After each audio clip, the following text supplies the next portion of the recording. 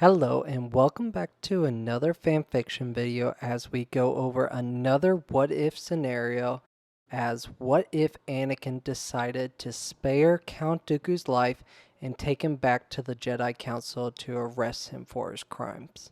Before we start this fanfiction, I wanted to thank everyone as we reach 100 subscribers for this channel. Thank you for all the love and support you guys have given. Let's get on with the video. We begin the story right when Anakin has just defeated Count Dooku and has both lightsabers around his neck. Anakin takes a look over towards Palpatine, congratulating him over his duel and tells him to do it. Count Dooku in shock now, knowing that he was just a pawn in his master's plan. Everything that he has done for his master was only to have Anakin defeat him and be able to see Anakin's true potential. He looks up to Anakin as Anakin tells him he's an unarmed prisoner who must stand trial in front of the Jedi Council. Anakin frees Palpatine and Obi-Wan handcuffs Count Dooku as they all find the nearest escape pods to jettison off the ship. These escape pods head over to one of the Republic cruisers to send out a message to the rest of the army that the Chancellor has been saved by the Jedi. They land on Coruscant where Anakin and Obi-Wan take Count Dooku in front of the Jedi Council to answer for all the wrongdoings. Count Dooku standing in the same room where he was once a powerful Jedi and now seeing his former master, Master Yoda. Dooku tells the council who his master is after being betrayed by him. The Jedi Council has a hard time believing Count Dooku that there is no way that Chancellor Palpatine is a Sith Lord. Dooku tells the council that you are all a pawn in his plan, just as I was. The Geonosians gave me the plans for a weapon beyond any imagination that once fully built could destroy a planet within seconds. I gave those plans to your Chancellor, and if he still has them, then this is your proof you need that he is indeed a Sith Lord. The Jedi Council is stunned at this information and has no choice but to continue the investigation to see if indeed Chancellor Palpatine is a Sith Lord.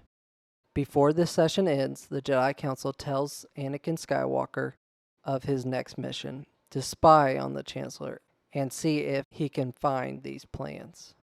Count Dooku is sent to the nearest prison awaiting his sentence.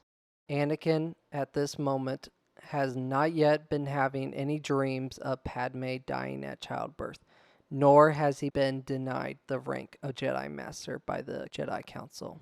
As Anakin heads over to the Chancellor's office, he walks in and sees the plans for the battle station. At this moment, he knew what Count Dooku was telling him was indeed the truth. Chancellor Palpatine is indeed the Sith Lord that they have been looking for.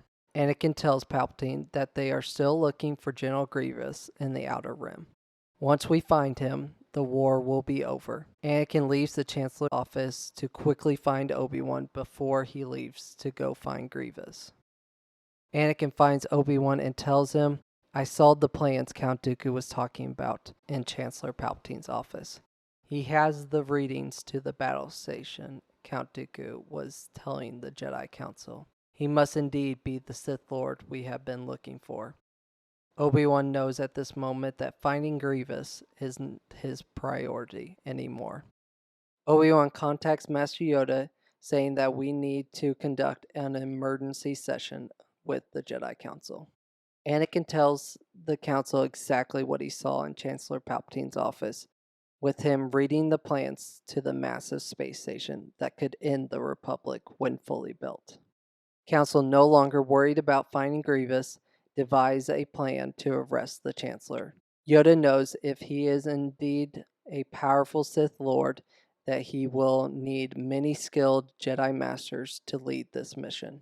Yoda, accompanied by Mace Windu, Anakin Skywalker, Obi-Wan, Kit Fisto, Agen Kolar, Sazi Ten, and Plo Koon all enter the Chancellor's office. Chancellor Palpatine, surprised to see all the Jedi, ask what this meeting is all about, as all the Jedi ignite their lightsabers towards Palpatine. Palpatine knows that he is completely unmatched for this many Jedi Masters. Palpatine uses a Sith move called Force Scream to cause the Jedi's reactions to be delayed, and then shoots out Sith lightning towards the Jedi. This gives Palpatine enough time to break the glass out of his office and jump down to a speeder down below. Palpatine knows that the Jedi will be coming after him, so he needs something to happen to distract the Jedi and give him enough time to escape. Palpatine executes Order 66 to have the Grand Army of the Republic turn against the Jedi. Master Yoda is the first Jedi to get back up after Darth Sidious' attack. Yoda puts his hand on his chest as he feels something wrong happening in the Force. Pain and death throughout the entire galaxy, as many Jedi have been killed. As the rest of the Jedi get up, a squadron of clones enter the Chancellor's office and begin shooting towards the Jedi. Agen Kolar and Sazi 10 die during the gunfire.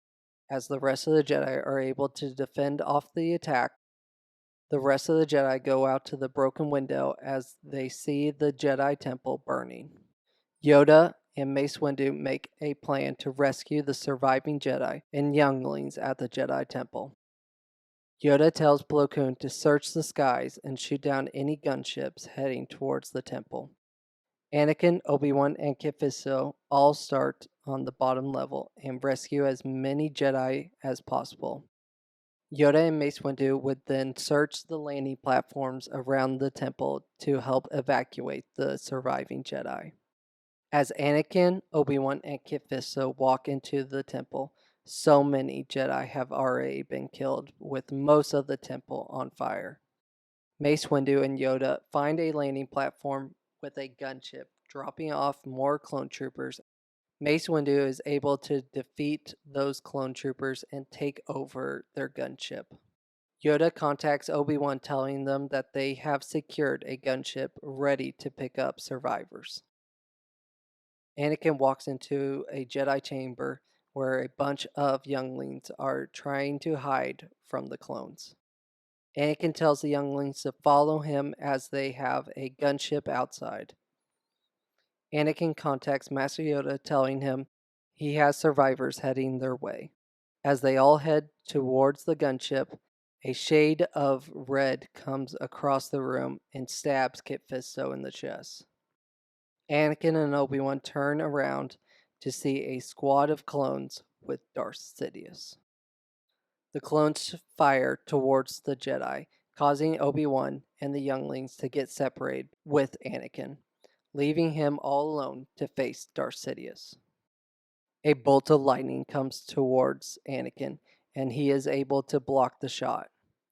Darth Sidious tells Anakin, "A mighty Sith you would have become.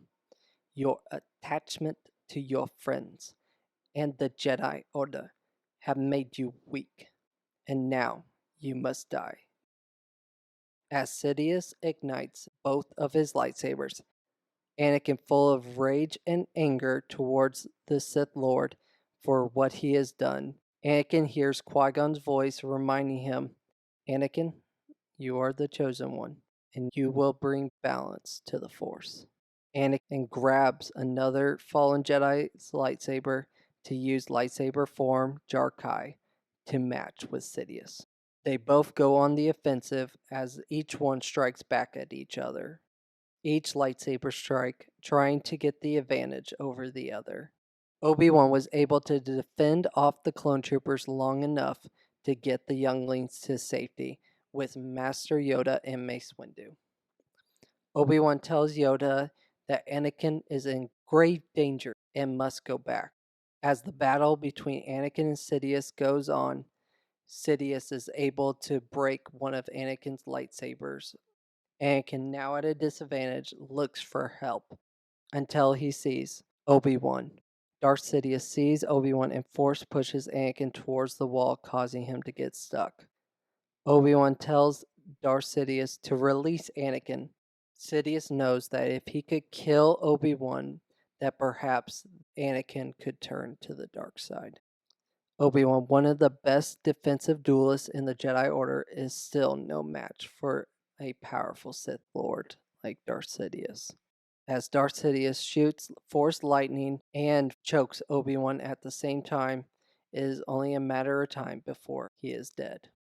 Right before Sidious could kill Kenobi, a blue blade strikes right in the middle of Sidious's chest.